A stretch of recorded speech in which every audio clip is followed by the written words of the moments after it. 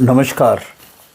आज हम बात करेंगे जो अभी हमारी देश की पार्लियामेंट ने, लोकसभा ने और राज्यसभा दोनों सदनों ने हमारे जो देश के 3 महत्वपूर्ण कानून हैं क्रिमिनल, जिनको पास किया है।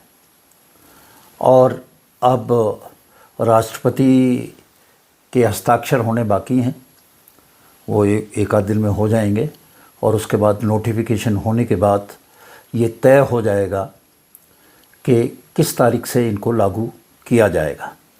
और उसके बाद ये जो हमारे भारत के 3 अंग्रेज़ी ज़माने के जो कानून थे, Indian penal code, criminal procedure code और इंडियन एविडेंस एक्ट, इन तीनों को ये रिप्लेस कर देंगे। अब थोड़ी सी अगर हिस्ट्री हम देखें तो पाएंगे कि 1857 में देश में स्वतंत्रता की पहली लड़ाई लड़ी गई थी, जिस लड़ाई को हम जानते हैं, जिसमें मंगल पांडे ने मेरठ से आवाज़ उठाई और उसके बाद पूरे भारत में ये फैल गई। तो ये इसका एक महत्वपूर्ण पॉइंट है 1857। 1857 से पहले भी अंग्रेज़ों का राज था, 1857 के बाद भी अंग्रेज़ों का राज रहा 1947 तक। परंतु जो दोनों के बीच में अंतर है वो ये है कि 1857 से पहले कंपनी का, ईस्ट इंडिया कंपनी का राज होता था, उनको कंपनी बहादुर कहते थे। और जब 1857 में ये विद्रोह हो गया तो पाया ये गया कि जो कंपनी है वो काबिल नहीं है भारत में राज करने के लिए, ये इंग्लैंड ने पाया। तो उन्होंने उठा के डायरेक्ट, जो मलका विक्टोरिया कहते हैं पुराने लोग, या हम कहें कि क्वीन विक्टोरिया जो रानी थी, उसका इस विद्रोह के बाद, इस लड़ाई के बाद डायरेक्ट जो है शासन उसके हाथ में आ गया था। अब जब उसके हाथ में आ गया था तो उन्होंने फिर जो जो सरकार के इम्पोर्टेंट कंपोनेंट होते हैं, वो सारे कंपोनेंट, वो सारे तत्व इसमें शामिल किए। जैसे 1857 से पहले पुलिस नहीं थी, आर्मी ही पुलिस का काम करती थी। पुलिस एक्ट आया 1857 के बाद, 2-3 साल में ही ये सारे एक्ट आ गए, चाहे वो आईपीसी है, चाहे क्रिमिनल प्रोसीजर कोड है, या एविडेंस एक्ट है। पुलिस एक्ट आया, उससे पुलिस अलग से बनी। तो ये सब चीज़ें हुई और इंडियन सिविल सर्विसेज भी शुरू हुई। ये सारे काम 1857 के बाद 2-3 साल के अंदर कर दिए गए। और जभी से ये कानून तीनों क्रिमिनल, जो मेन लॉज हम कहते हैं, मेन कानून कहते हैं, जिसे अब आईपीसी है, सारे जानते हैं कि ये इंडियन पेनल कोड है। और पिछली पिक्चरों में आपने देखा होगा कि ताज़राते हिंद बोलते थे कि दफ़ा 302 ताज़राते हिंद में इसको ये सज़ा दी गई। तो वो जो पुराना कानून 150 साल से पुराने थे, उनको अब भारतीय जनता पार्टी की सरकार, मोदी की सरकार ने बदल दिया है। अब यहाँ पे सवाल जो बेसिक उठता है वो ये उठता है कि साहब इसकी क्या ज़रूरत है। सवाल बिल्कुल वाजिब लगता है, क्योंकि फिर से जो धाराएं शब्द बन गई थी अब वो बदल जाएंगी। शब्द कैसे? ये आदमी बड़ा 420 धारा थी आईपीसी की, जिसमें चीटिंग का प्रावधान है। और ये तो 302 का है, 302 मर्डर थी। अब ये सब सेक्शन बदल जाएंगे। अब फिर से पुलिस अफसरान को, प्रोसिक्यूटर्स को, वकीलों को, जजों को, सबको दोबारा से ये पढ़ना पड़ेगा।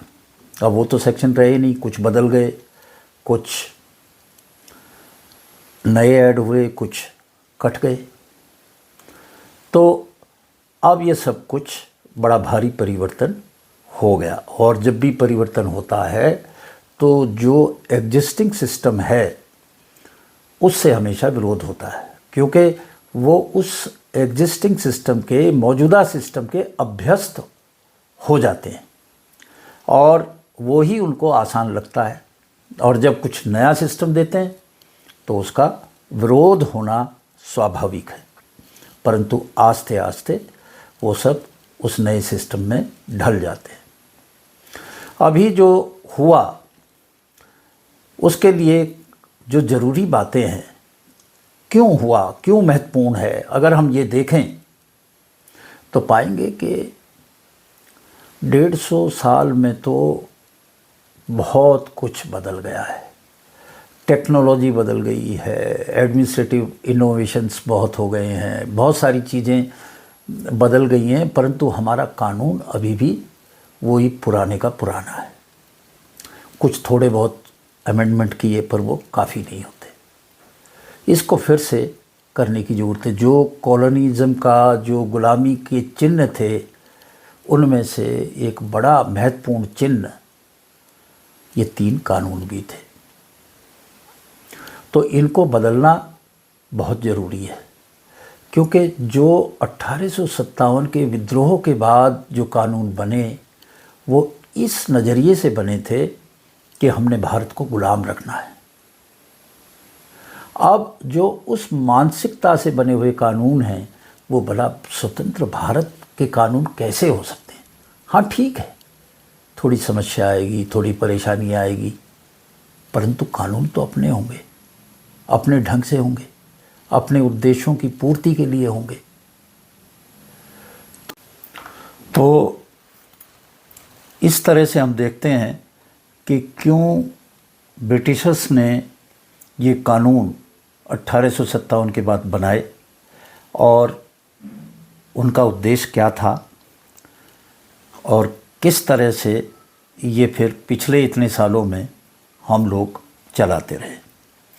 कुछ छोटे मोटे बदलाव हुए, पर पूर्ण रूप से जो बदलाव होने चाहिए थे वो सब बदलाव नहीं हुए। इसको तो ओवरहॉल होने की आवश्यकता थी। तो आज इस वीडियो में मैं मोटी मोटी बातें बताऊंगा और उसके बाद प्रयास करूंगा कि इन तीनों कानूनों पे अलग अलग से भी एक वीडियो जो ख़ास डिटेल देगी, माइन्यूट डिटेल देगी, वो भी बनाऊंगा। तो अभी जो जर्नल बातें हुई हैं वो मैं बताऊं कि बहुत सारे जजेस को, पुलिस ऑफिसर्स को, उन सबको, लॉ कॉलेजेस को, उनको इसमें शामिल किया। 2019 से प्रक्रिया चल रही थी और सबके सुझाव लेकर ये कानून बनाया गया, ड्राफ्ट किया गया और अब लागू होने जा रहा है बहुत जल्दी। तो जो सबसे पहले जो इंडियन पेनल कोड है उसको बदलकर अब भारतीय न्याय संहिता 2023 उसकी जगह लेगी। पेनल शब्द का मतलब होता है दंड। तो जो पहला था वो दंड संहिता थी और अब ये हो गई न्याय संहिता। दंड और न्याय में फ़र्क क्या है? दंड और न्याय में फ़र्क ये है कि दंड जो किसी ने कोई जुर्म किया है उसको दंडित किया, बात ख़त्म हो गई। परंतु न्याय जो है वो विक्टिम पक्ष को भी कंसीडर करता है, उसको भी देखता है। तो अब जो है वो पैनल नहीं है, जस्टिस उसकी जगह शब्द आया और उसी के अनुसार जो भारतीय न्याय संहिता है उसमें, यानी कि बीएनएस में, वो सारी चीज़ें चेंज की जाएंगी। दूसरा है भारतीय नागरिक सुरक्षा संहिता 2023। अब ये पहले होता था क्रिमिनल प्रोसीजर कोड, यानी कि वो प्रोसीजर्स जिनके तहत आप इन्वेस्टिगेशन करते हैं और बाद में कोर्ट में प्रोसीडिंग्स होती हैं, तो उसके लिए कुछ नियम कानून होते हैं, उसकी कुछ प्रोसीजर्स होते हैं। तो ये जो क्रिमिनल प्रोसीजर कोड है, ये जितने भी क्रिमिनल मामले हैं जिसमें एफआईआर दर्ज हुई है या कोर्ट में डायरेक्ट आए हैं, उनको किस तरह से प्रोसेस करें, इसको बताती है। तो अब इसको भारतीय नागरिक सुरक्षा संहिता इसको नाम दिया गया है और इसमें भी काफ़ी बदलाव किए गए हैं। तीसरा जो है, जो पहले होता था इंडियन एविडेंस एक्ट, यानी कि जो सबूत हैं, जो प्रमाण हैं, जो एविडेंसेस हैं, उनको कैसे पेश कर सकते हैं, किस हद तक पेश कर सकते हैं, वगैरह वगैरह, उससे संबंधित जो भी नियम कानून हैं वो इंडियन एविडेंस एक्ट में थे। अब उसको बदलकर कर दिया है भारतीय साक्ष्य विधेयक 2023। अब हम थोड़ा सा ओवरव्यू लेते हैं, मोटी मोटी बातें। इसमें तीनों जो कानून हैं उनके बारे में करेंगे और उसके बाद फिर आगे बढ़ेंगे। तो सबसे पहले हम बात करते हैं बीएनएस की, यानी कि जो पहले होता था इंडियन पेनल कोड।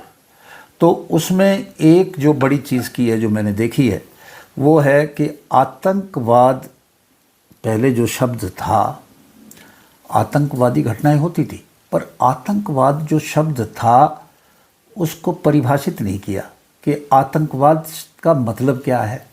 और इसी बात के ऊपर कोर्ट में बहस होती थी कि ये आतंकवाद है या नहीं है, क्योंकि कोई परिभाषा तो थी नहीं। और इसका सहारा लेके बहुत सारे लोग इसको, कानूनी प्रक्रिया को धत्ता देके बरी हो जाते थे। अब इसको परिभाषित कर दिया है कि वो सारे कृत्य जिसमें जो एकता को, अखंडता को, संप्रभुता को, सुरक्षा को और आर्थिक सुरक्षा को भी, क्योंकि आज के ज़माने में आर्थिक सुरक्षा भी बहुत बड़ा मामला है। अगर आप किसी का अर्थव्यवस्था कोई चौपट कर दो तो इससे बड़ा आतंकवाद और क्या हो सकता है भला। तो ये पहली बात हुई कि आतंकवाद शब्द को परिभाषित किया है। अब जो दूसरा महत्वपूर्ण चीज़ है वो है कि राजद्रोह जो था उसको हटा दिया है और उसकी जगह देशद्रोह के सेक्शन डाल दिए हैं। और दोनों के बीच में क्या फ़र्क है भाई? सुनने में तो राजद्रोह और देशद्रोह एक जैसा लगता है, पर ज़मीन आसमान का फ़र्क है। फ़र्क क्या है राजद्रोह में? राज यानी कि गवर्नमेंट, उसके खिलाफ बोलना राजद्रोह है। आप मोदी सरकार के खिलाफ नहीं बोल सकते कायदे से, ये राजद्रोह है। अंग्रेज़ों ने ये कानून अपने सुविधा के लिए किया था कि जो उनकी सरकार थी, जो काम कर रहे थे वो यहाँ पे, उनके खिलाफ कोई भी भारतीय बोल नहीं सकता था, नहीं तो वो राजद्रोह का उसके ऊपर आरोप लगा के उसको बंद कर देते थे। और इसमें हमारे बहुत सारे स्वतंत्रता सेनानियों ने सजाएं काटी हैं, सजाए मौत दी गई है, बहुत कुछ हुआ है। आप उनके खिलाफ नहीं बोल सकते। अरे भाई, प्रजातंत्र में ये चीज़ हम आगे नहीं बढ़ा सकते। प्रजातंत्र में अगर सरकार चुनने के बाद भी कोई गलत काम करती है तो उसके खिलाफ बोलने का हर नागरिक को पूरा अधिकार है। तो अब वो राजद्रोह जो था वो समाप्त हुआ और देशद्रोह आ गया शब्द जो है उसकी जगह। अब देशद्रोह क्या है? देशद्रोह है, ठीक है, आप सरकार के खिलाफ बोलो पर राष्ट्र के खिलाफ नहीं बोलोगे, देश के खिलाफ नहीं बोलोगे। देश की अखंडता, देश की संप्रभुता, देश की किसी भी तरह से जो देश को नुकसान पहुंचाए वो चीज़ें नहीं करेंगे आप। देश तो सबका है, पार्टियां सब अपनी अपनी है, कोई पार्टी सरकार में आती है जाती है, वो दूसरी बात है। देश तो यही है। देशभक्त होना, देश के प्रति वफादार होना, ये हर नागरिक से अपेक्षा की जाती है। और जो देश के खिलाफ बोलेगा उसको इस कानून के तहत, देशद्रोह के तहत उसके खिलाफ सख्त कार्रवाई की जाएगी। अब ये जो चीज़ें हैं, ये दो महत्वपूर्ण चीज़ें इसमें हुई। अब एक जो और BNS भारतीय न्याय संहिता में जो चीज़ है वो है कम्युनिटी सर्विस। जेलें ओवर क्राउडेड हो चुकी हैं, इतने उसमें लोग हैं, जहां कैपेसिटी 5 आदमी की थी वहां 50 लोग रह रहे हैं जेलों में। जेल को सुधार गृह कहा गया है, पर हो क्या रहा है कि बिगड़ के आता है, कुछ और ही ट्रेनिंग लेके आता है जेल से। इस चीज़ को भी मद्देनज़र रखा गया है। जो पहली बार कोई अपराध कर रहा है और अपराध 3 साल से कम है, तो ये अदालत को सामुदायिक सेवा जैसा दंड देने का अधिकार है। कम्युनिटी सर्विस, आप भाई इस रास्ते पे झाड़ू लगाओगे, आप ये नालियां साफ करोगे, इतने दिन तक आप ये काम करोगे, आप समाज की ये सर्विस करेंगे और आपको ऊपर निगरानी रखी जाएगी। तो अब जो सज़ा होगी उसको कम्युनिटी सर्विस में, उसको जेल में बंद करने की ज़रूरत नहीं है। वो जेल के बाहर रह के, एक पुरानी पिक्चर है, पुराने लोग याद रखते होंगे, इसको याद होगा, दुश्मन पिक्चर थी, उसमें ऐसी सज़ा उस राजेश खन्ना को दी थी। राजेश खन्ना से एक ट्रक ड्राइवर था और उससे एक व्यक्ति की मृत्यु हो गई, तो उसकी जितनी जिम्मेदारी है उन सबको वो पूरा करेगा, ये सज़ा दी गई थी। तो ये होती है कम्युनिटी सर्विस। अब जो अगला महत्वपूर्ण पॉइंट है वो है कि अब साइंटिफिक एविडेंस बहुत बड़ा रोल प्ले करता है। अब वो ज़माने गए कि कोई गवाही आके देगा, या तो गवाह कोई मिलता नहीं, सैकड़ों लोग खड़े होंगे, पुलिस वाला पूछेगा भाई कोई गवाही देगा, सब वहाँ से निकल लेंगे। कोई इन झमेलों में पड़ना नहीं चाहता, तो फिर सज़ा कैसे हो? इस कारण बहुत सारे अपराधी छूट जाते हैं। सबको पता है कि भाई ये डाकू है, ये बहुत ही ख़तरनाक किस्म का अपराधी है, पर इसको सज़ा किसी में नहीं हुई। भाई गवाही कोई नहीं देने आता, सब कोर्ट में आने से उसके खिलाफ डरते हैं। और जो साइंटिफिक एविडेंस है वो बिना मौखिक कॉरबोरेशन के माना नहीं जाता है, तो कैसे करेंगे? तो इस एक्ट में जो साइंटिफिक वैज्ञानिक जो चीज़ें हैं उनको भी तरजीह दी गई।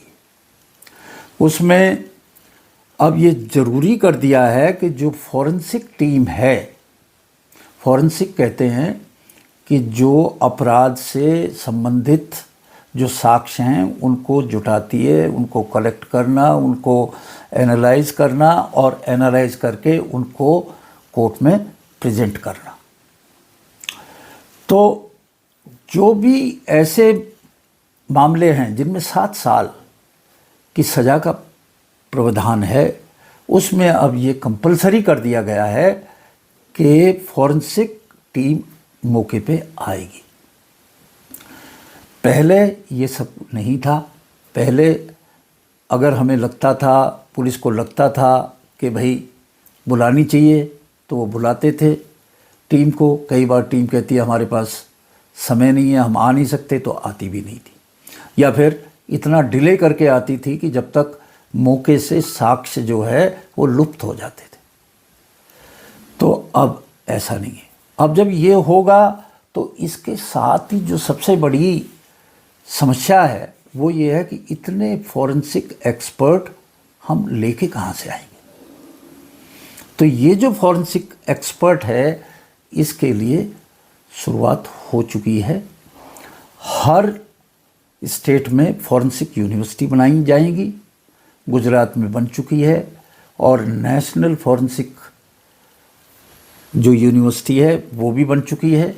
तो ये जो फॉरेंसिक यूनिवर्सिटी हैं, ये एक्सपर्ट बनाएंगी, और यहाँ पे उनकी खपत होगी, उनकी अपॉइंटमेंट होगा, और वो फॉरेंसिक साइंस का हिस्सा होंगे। जैसे जैसे स्टेट सक्षम होता जाएगा और उसे लगता कि हाँ उसके पास sufficient number of forensic expert हो गए हैं, पर्याप्त संख्या में एक्सपर्ट हो गए हैं, फॉरेंसिक एक्सपर्ट हो गए हैं, तो वो नोटिफिकेशन करके इस प्रोविज़न को लागू कर देंगे, और इसको जल्दी लागू करने का सभी स्टेट में डायरेक्शन भी दे दी जाएगी। अब एक जो चीज़ थी कि जो यौन हिंसा थी, उसमें ऑडियो वीडियो जो टेक्निक्स हैं उनका इस्तेमाल, यानी कि वीडियो कॉन्फ्रेंसिंग, इनका प्रयोग किया जाएगा। जो पीड़िता है उसको न्यायालय में नहीं बुलाया जाएगा। अब क्या होता था कि 164 के बयान के लिए 164 सीआरपीसी में उसको बुलाते थे।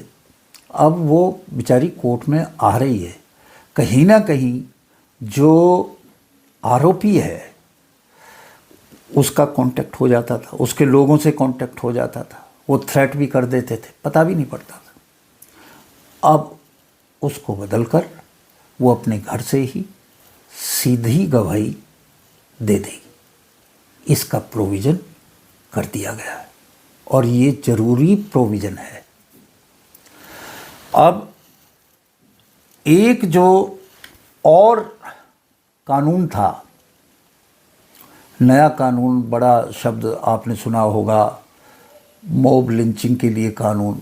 मॉब लिंचिंग, भाई वहाँ पे मॉब लिंचिंग यानी मॉब माया भीड़, और भीड़ ने लिंच कर दिया, किसी को पकड़ के किसी आधार पे उसको मारा, और मारते पीटते पीटते उसको जान से मार दिया। इसकी कई घटनाएं हुई, और मॉब लिंचिंग का कोई प्रोविज़न हमारे कानून में था नहीं। हम और दूसरी जो प्रोविज़न थे उनका सहारा लेते थे, और उन्हीं धाराओं में सेक्शन ऐड कर दिया। जैसे और था, ग्रीवियस हर्ट है या फिर मर्डर है, उसमें डाल दिया। मॉब लिंचिंग के लिए अलग से कोई परिभाषा या कोई सेक्शन नहीं था। अब इस लॉ में, इस कानून में ये सब रहेगा। एक और चीज़ थी, वो थी कि केस डिसाइड हो गया, अब उसकी अपील करनी है कि नहीं करनी। अब उसमें वही प्रोसिक्यूटर होता था कि जो सज़ा नहीं करा पाया। अब वो अपनी जान बचाने के लिए वो कह देते साहब हाई कोर्ट में इसकी अपील करनी पड़ेगी, ये जस्टिफाइड है। अब इसको बदल दिया।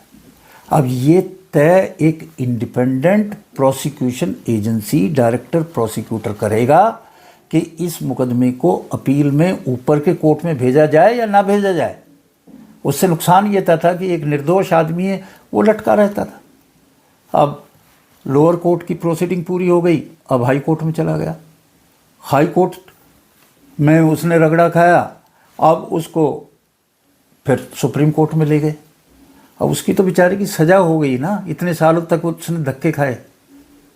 अब अगर उस मामले में समझता है कि इंडिपेंडेंट डायरेक्टर प्रोसिक्यूशन के इसको ऊपर जाना चाहिए तो ऊपर भेजेगा, नहीं तो नहीं भेजेगा। ये एक तरह की राहत है, ये भी इसमें प्रोविज़न किया गया है। अब एक जो प्रोविज़न और जो था अभी जो किया इसमें क्रिमिनल प्रोसीजर कोड में, और अब जो भारतीय सुरक्षा अधिनियम जो है उसमें किया है, तो उसमें 0 FIR। भाई 0 FIR तो पहले भी थी,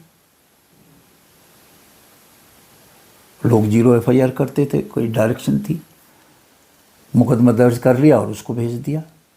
अब इसको अनिवार्य कर दिया है, पहले ये कानून का हिस्सा नहीं थी, और कर दिया है कि आप 0 FIR कोई आदमी किसी भी थाने में, चाहे उसकी वो जुरिस्डिक्शन हो, उसका कार्य क्षेत्र हो, अधिकार क्षेत्र हो या ना हो, आप जाके दर्ज करा सकता है। एक विक्टिम, एक कंप्लेनेंट थाने में जाके FIR दर्ज करा सकता है, और जो इमीडिएट एक्शन ज़रूरत है वो ही थाना वो एक्शन लेगा, और 24 घंटे के अंदर अंदर जो उसका निर्धारित कार्य क्षेत्र वाला, अधिकार क्षेत्र वाला पुलिस स्टेशन है, उसको उस FIR के साथ जो भी उसने एक्शन लिया है उस सबको भेज देगा। अब इसमें एक समस्या और भी दूर हो गई। कोई दूर दराज इलाके में है, यूपी के, बिहार के, जहाँ पुलिस स्टेशन में एक गरीब आदमी FIR दर्ज नहीं करा सकता। अब वो आया हुआ है यहाँ पे दिल्ली में या कहीं, तो उसने यहाँ पे दर्ज करा दी। अब वो FIR तो दर्ज होगी, अब वो चली गई बिहार या पूर्वी उत्तर प्रदेश, तो उस पुलिस स्टेशन को अब तफ्तीश करनी पड़ेगी। अब वो दाएं बाएं नहीं लगा सकता। तो ये एक इनडायरेक्ट इससे फ़ायदा हो जाएगा, क्योंकि अब ये कानूनी प्रोविज़न है। एक पिछले दिनों बड़ा भारी ट्रेंड शुरू हुआ। कोई सरकार आती थी पावर में, आते ही अपने जो चहेते थे उनके मामलों को विड्रॉ कर लेते थे कोर्ट से। भाई इनके ऊपर इतने मुकदमे, सब विड्रॉ कर लिए। अब ये संभव नहीं हो पाएगा नए नियम में। कोई पॉलिटिकल पार्टी जो सत्ता में है वो किसी के खिलाफ मुकदमों को वापस लेना चाहे, ऐसा नहीं कर पाएगी। अब प्रोविज़न है कि बिना सुने जो भी विक्टिम है, कंप्लेनेंट है, विड्रॉ करने के आदेश नहीं हो सकते, सुनना पड़ेगा जिसने वो मुकदमा दर्ज कराया है या जो उससे प्रभावित है। तो इससे जो आंख बंद करके मुकदमे लिए जाते थे वापस, अब नहीं होंगे। ये एक अच्छा कदम है। जो पीड़ित है उसको पुलिस रिपोर्ट की प्रतियां देना अनिवार्य कर दिया गया है। अब यहाँ मैं एक स्पष्टीकरण करूँ। जो कंप्लेनेंट है उसको तो भाई FIR की कॉपी तो पहले भी देते थे। जो शिकायत करता है उसको FIR की कॉपी मिलती थी, परंतु उसको और जो दूसरे डॉक्यूमेंट थे जो तफ्तीश के दौरान स्टेटमेंट्स हैं, रिकवरी मीमोज हैं और रिपोर्ट्स हैं, उसकी कॉपी नहीं मिलती थी। कंप्लेनेंट को या पीड़ित को नहीं मिलती थी। किसको मिलती थी? जो आरोपी था। कौन देता था? कोर्ट। जब वो मुकदमा दर्ज हो जाता था तो कोर्ट IO को कहता था कि भाई एक सेट इसका सारे का बना के इनको दो, 5 मुलजिम है तो 5 मुलजिमों को दो, ये था, पर कंप्लेनेंट को नहीं। अब पुलिस को ही देना पड़ेगा ये सारे डॉक्यूमेंट कंप्लेनेंट को, और उसको जो केस है, जो उसने केस किया है, जो कंप्लेंट की है, जो एफआईआर कराई है, उसमें पुलिस क्या कर रही है ये स्टेटस भी बताना पड़ेगा। पहले क्या हो रहा था कि अगर किसी को कुछ चाहिए तो पहले कोर्ट में जाता था, 156(3) में दरखास्त डालता था, और उसके बाद कोर्ट जो है स्टेटस पूछती थी थाने से, वो लटका रहता था महीनों सालों, जब बेचारे को कुछ मिलता था उल्टी सीधी रिपोर्ट। अब ऐसा नहीं, उसकी शिकायत पे क्या हो रहा है ये बताएगा पुलिस अफसर उस कंप्लेनेंट को। एक अभी जो चल रहा था गवाह का है और दूसरे हैं, तो उन सब की ऑनलाइन वीडियो पे ये सब गवाही हो पाएंगी। पहले भी था, पर गवाही में नहीं बुलाते थे, और चीज़ों में प्रोसेस करते थे। कोरोना के दौरान काफ़ी जो ऑनलाइन प्रोसीडिंग्स हैं वो हुई, पर गवाही नहीं होती थी। गवाही के लिए तो उसे फिज़िकल आना पड़ता था, आता था, क्रॉस भी उसका वहाँ पे होता था, ये सब चलता था। अब इसको भी समाप्त कर दिया गया है। अब जो है ऑडियो विजुअल जो भी है उसके ज़रिए ऑनलाइन दूर बैठे हुए, कोर्ट के पास ना होते हुए भी ये सब काम, ये सब गवाहियाँ होंगी। तो ये सब चीज़ें हैं जो अभी इसमें की गई हैं। एक और जो बड़ा बदलाव किया गया है, जहाँ पे मानवता का टच दिखता है, वो है जैसे जो रोड एक्सीडेंट के मुकदमे हैं, दुर्घटना के मुकदमे हैं। मान लीजिए एक आदमी ने एक्सीडेंट किया, उसमें कोई घायल हो गया,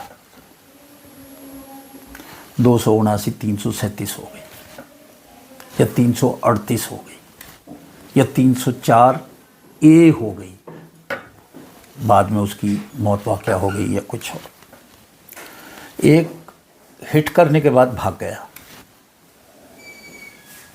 और एक से हिट हो गया, एक्सीडेंट हो गया, उसने गाड़ी रोकी, मजरूब को अपनी गाड़ी में बिठाया, लिटाया और हॉस्पिटल में ले जाके उसको तुरंत जो है चिकित्सा सुविधा मुहैया कराई।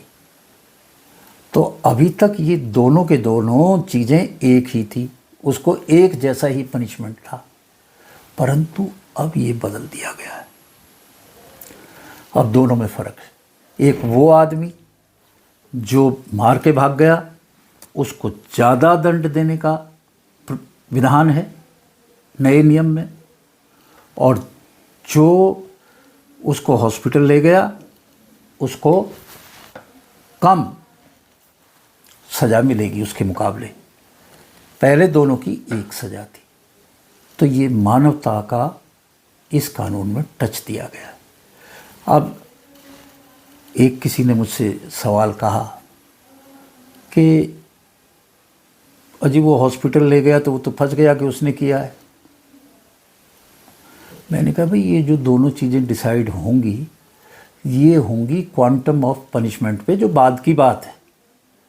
अगर उसने नहीं किया है तो उसको वो अधिकार तो पहले भी था, अब भी है, कि वो कह दे कि साहब मैंने एक्सीडेंट नहीं किया, मैं तो यहाँ से गुजर रहा था, मैं ले गया। वो अधिकार तो अभी है।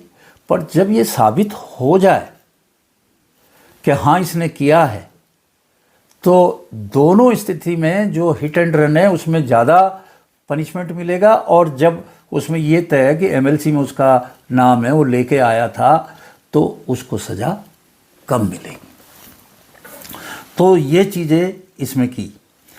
फिर स्नेचिंग जो है पहले हम करते थे, स्नेचिंग में भी मुकदमा दर्ज करते थे, पर अलग से नहीं था। अब स्नेचिंग को अलग से प्राविधान है, बहुत सारे अलग प्राविधान किए गए हैं और ज़्यादातर कोशिश ये की गई है कि समय सीमा से बांध दें। मजिस्ट्रेट ने इतने दिन में सब गवाही पूरी हो गई, 45 दिन के अंदर अंदर उसको फैसला सुनाना पड़ेगा। पुलिस को इतने दिन में पहले भी थी, सीमा बढ़ती रहती थी। अब उनको सख्ताई से लागू और उनकी नियम बना दिए, कोर्ट के नियम बना दिए, हर चीज़ का नियम बना दिया जिससे कि जल्दी हो। एक और बड़ा काम था, वो था कि जो पुलिस स्टेशन में कंप्लेंट दी, उन्होंने उसे जेर दरियाफ्त रख लिया, दरियाफ्त के तौर पे, कि भाई वो फौजदारी मामला है या सिविल का मैटर है, कुछ है, तो अपना रखे रहते। बाद में 6 महीने बाद, 7 महीने बाद, 1 साल बाद किसी ने प्रेशर दिया तो FIR दर्ज कर ली। अब इसकी भी समय सीमा तय कर दी है। कोई कंप्लेंट है और जो नॉन सीरियस केसेस हैं उसकी है, 3 दिन के अंदर पुलिस को निर्णय करना होगा, FIR दर्ज करनी है या